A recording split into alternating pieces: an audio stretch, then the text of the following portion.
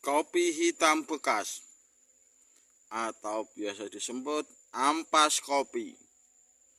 Untuk para penghobi kopi pasti tahu bagaimana rasa nikmatnya kopi. Bleh, mantap jiwa.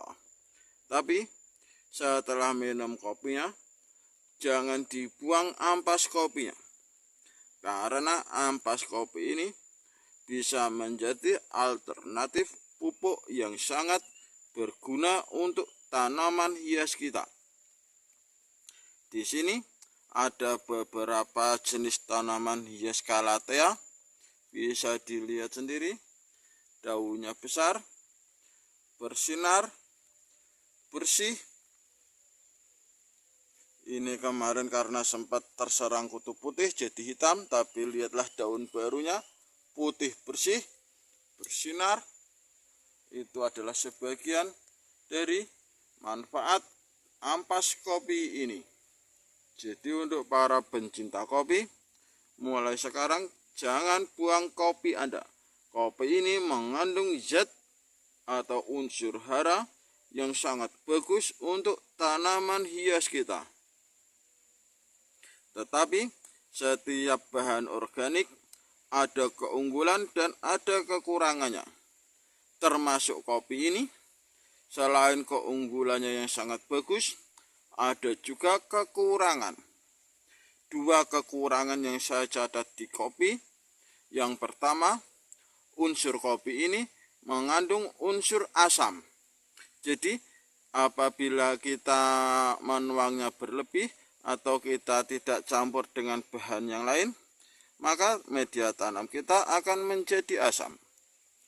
Maka dari itu, untuk mengurangi keasaman kopi, di sini saya menggunakan garam krosok atau garam dapur. Garam dapur sendiri ini pH-nya sangat tinggi ya kawan, antara 7 sampai 8, sehingga mempunyai sifat basa. Jadi keasaman kopi akan tertutupi dengan kebasaan dari garam dapur. Biarpun asam dan basanya nanti menjadi netral, tapi tidak mengurangi kandungan yang ada di kopi maupun yang ada di garam dapur. Dan kelemahan yang kedua dari kopi atau yang terakhir, kopi ini sangat disukai oleh hama-hama yang bisa merugikan tanaman kita, terutama cacing, karena kopi ini adalah salah satu makanan favorit cacing. Jadi bagaimana cara supaya kopi ini supaya tidak menjadi makanan favorit cacing? Jawabannya kembali lagi garam dapur. Karena garam dapur ini berasal dari air laut dan cacing itu sangat tidak suka dengan rasa asin yang ada di dalam air laut. Sebagai contoh, kalau garam ini kita campur air lalu kita tuang di tanah yang ada cacingnya, maka nanti cacingnya akan berhamburan keluar. Jadi memang kopi ini banyak manfaatnya, ada kelemahannya. Kelemahannya tertutupi oleh garam dapur. Dengan memakai dua buah pupuk alami ini, selain kita dapat manfaat dari kandungan dari kopi, juga manfaat dari garam krosok atau garam dapur. Selain itu, manfaat yang utama menetralkan pH tanam kita, media tanam kita. Dan untuk meracik dua buah ini antara kopi dan garam dapur harus sesuai dengan dosis. Tidak boleh berlebih, baik salah satu maupun keduanya, atau kekurangan, karena nanti keasamannya pun tidak terjaga. Dan dosis yang tepat untuk kopi adalah, di sini saya sudah siapkan air kurang lebih 10 liter. Kita campur dengan kopi 1 gelas, kopi bekas ampas kopi, sampai ampas-ampasnya benar-benar kita buat pupuk sampai bersih. Lalu kita campur dengan garam dapur 2 sendok menggunung teh. Sampai menggunung kawan, 2 sendok. Kalau datar Kalau datar atau beres itu 3 sendok. Jadi kekurangan kopi yang mempunyai sifat asam tadi itu tertutupi biasanya garam krosok, dan kopi adalah makanan favorit cacing, tapi dengan adanya garam krosok nanti kopinya ini akan bersifat asin atau berasa asin. Jadi cacing pun ogah memakannya. Setelah kita campur seperti ini, cukup simpel dan mudah, kita siramkan ke tanaman kita. Penyiramannya pun harus sesuai dosis yang saya sarankan ya kawan, atau ada kisarannya plus minusnya, itu tidak apa-apa, asal jangan terlalu berlebihan atau jangan terlalu kekurangan dari dosis yang saya pakai. Untuk dosis yang saya pakai, di sini saya memakai botol bayi. Di sini ukuran 150 cc atau mililiter. Tapi akan saya isi penuh.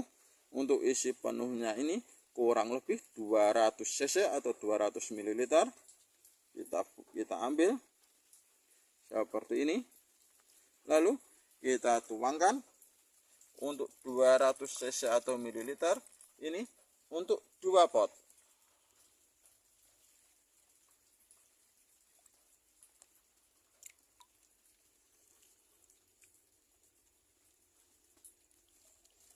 Dan faktor penting lainnya dalam menggunakan pupuk kopi dan pupuk garam dapur ini, waktu kita menyiramnya, pastikan kita menyiramnya di media tanam dan akar. Usahakan jangan sampai terkena daun, karena sifat garam dapur ini adalah lengket, sedangkan kopinya itu ada biji-bijinya.